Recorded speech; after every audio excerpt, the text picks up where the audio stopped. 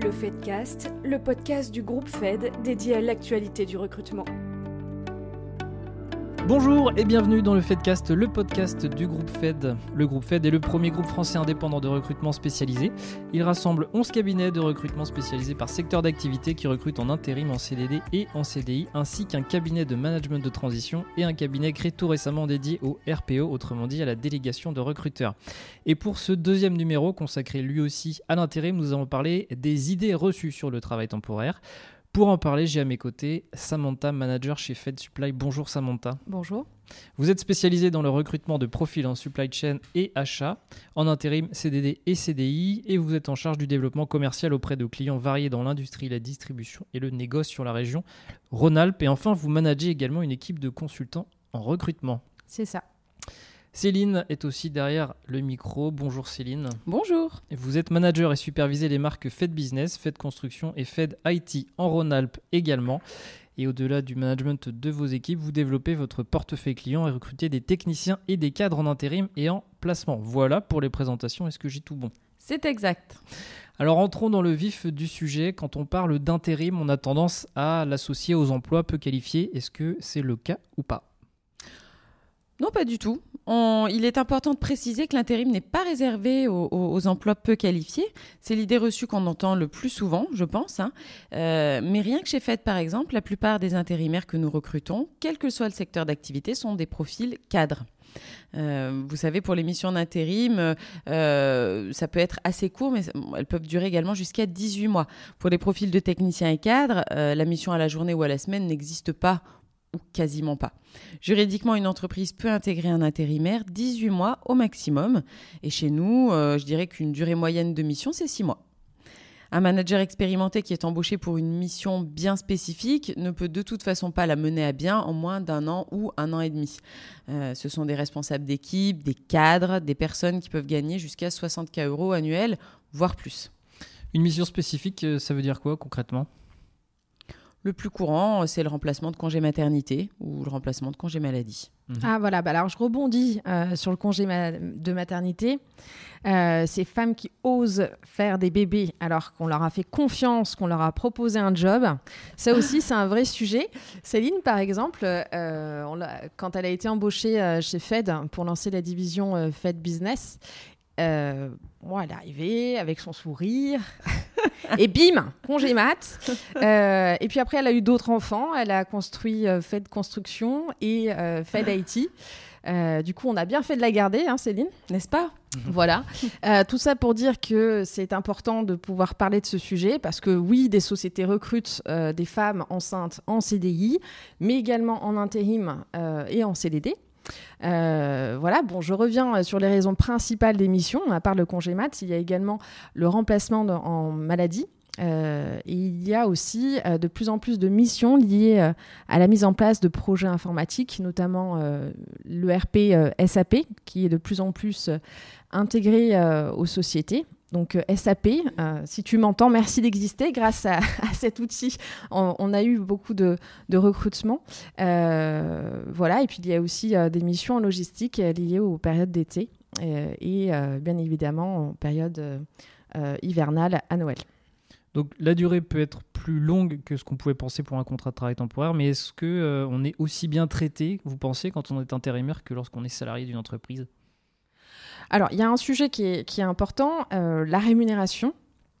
Donc, un intérimaire ou une personne qui est embauchée en CDD gagne le même salaire. Au niveau du fixe, ils ont les mêmes droits.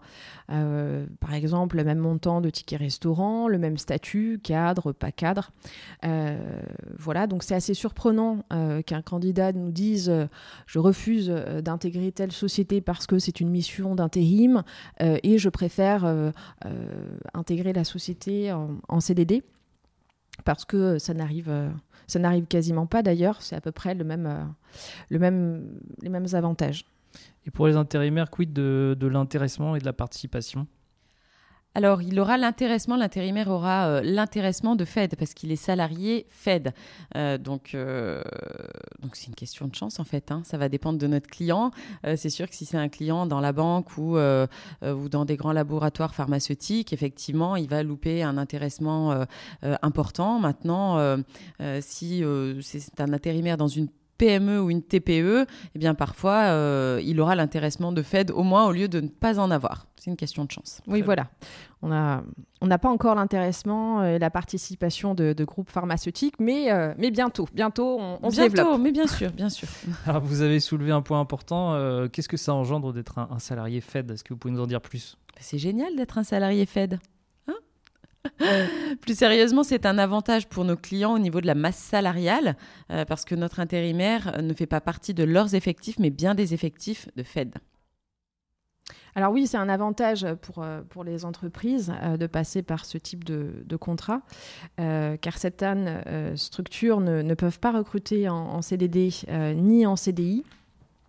Je fais référence par exemple à des sociétés qui sont en plan social. Pardon, mais ça me paraît un peu étrange. Pourquoi des entreprises recrutent-elles si elles sont en plan social ? Vous savez, c'est souvent les meilleurs, les plus compétents qui partent en premier lors d'un plan social parce que c'est les personnes qui arrivent à retrouver un emploi très très rapidement.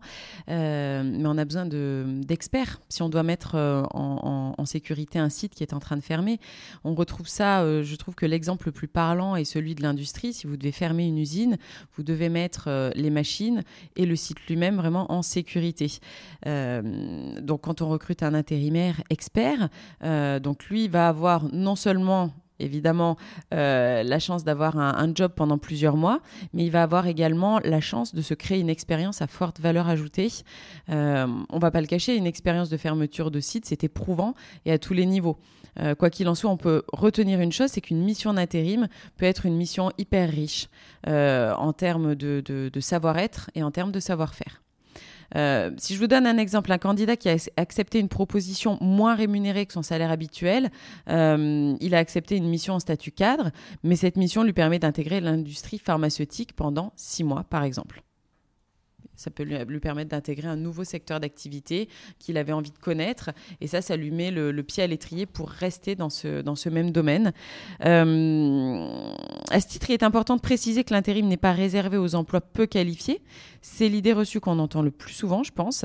Alors que rien que chez Fed, par exemple, un peu moins de la moitié des intérimaires que nous recrutons, quel que soit le secteur d'activité, sont des profils cadres. Et je parle pour nous deux. Oui, effectivement.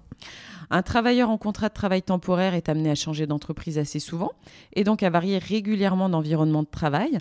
Ça lui permet de développer des nouvelles compétences comme la capacité d'adaptation, l'autonomie et la flexibilité par exemple. C'est des sujets qui sont énormément d'actualité et qui vont leur permettre de se revendre beaucoup plus facilement ailleurs.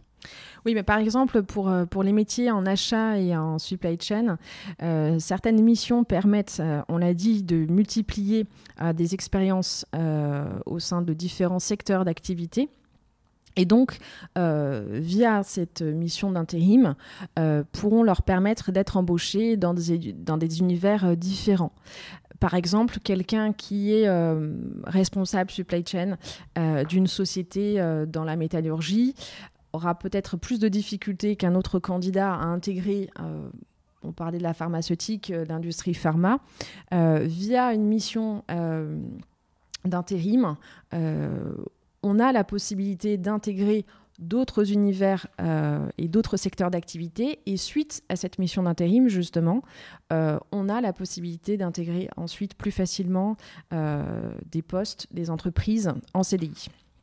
Donc l'avantage de cette diversité d'environnement professionnel permet également de chasser la monotonie. J'ai réussi à dire ce mot, c'est parfois compliqué pour moi, qui peut exister dans un quotidien plus pérenne. Donc avec l'intérim, on change d'équipe, on change de collègues, on apprend de nouvelles choses, notamment sur la technicité du produit ou du service de l'entreprise. Voilà, et un sujet qui est non négligeable et dont on ne parle pas souvent, on étoffe son réseau, ce qui est très important quand on est en recherche d'emploi et ce qui est une véritable force pour la suite. Est-ce que l'intérim n'est-il pas aussi un moyen plus facile pour les jeunes d'accéder à l'emploi ? Alors en effet, le statut du travailleur en intérim est également considéré comme un tremplin pour les jeunes diplômés, puisque c'est vrai qu'on a un diplôme, on a éventuellement une alternance. Après, en 2018, par exemple, un quart des intérimaires en France avaient moins de 25 ans. Cela permet d'entrer rapidement dans la vie active, de cumuler sur une courte période des expériences professionnelles et d'en tirer profit très rapidement pour par la suite, par exemple, rechercher un contrat à durée indéterminée dans un secteur au sein duquel on aurait déjà eu un petit aperçu. En ce qui concerne la formation, d'ailleurs, il faut savoir que les intérimaires bénéficient du droit à la formation. Donc, ils ne perdent pas ce droit parce qu'ils sont en intérim, évidemment. Et concernant la rémunération, elle présente aussi des avantages. Il y a 2 primes dont on doit parler. Donc, il y a la prime dite de précarité, qu'on appelle aussi indemnité de fin de mission, qui est d'un montant égal à 10% du salaire brut cumulé sur toute la durée de la mission. Et elle n'est versée que si le contrat n'est pas transformé en CDI. Parce que sinon, on transforme le contrat en un contrat qui n'est plus précaire, évidemment. Et l'intérimaire perçoit également une indemnité compensatrice de congés payés qui est égale à 10% du salaire brut reçu. Nous avons chez FED des candidats avec qui nous travaillons depuis de longues années qui ne souhaitent que des contrats de travail temporaires pour cette notion de rémunération qui serait supérieure, entre guillemets, à un contrat permanent. Ok, très bien. Eh bien, merci pour ces conseils. Et en effet, c'est déjà la fin de ce 2e Fedcast. Merci Samantha, merci Céline. Merci. Et merci à vous de nous avoir suivis. Et on vous dit à très vite pour un nouveau numéro. Au revoir. Merci. Bonne journée.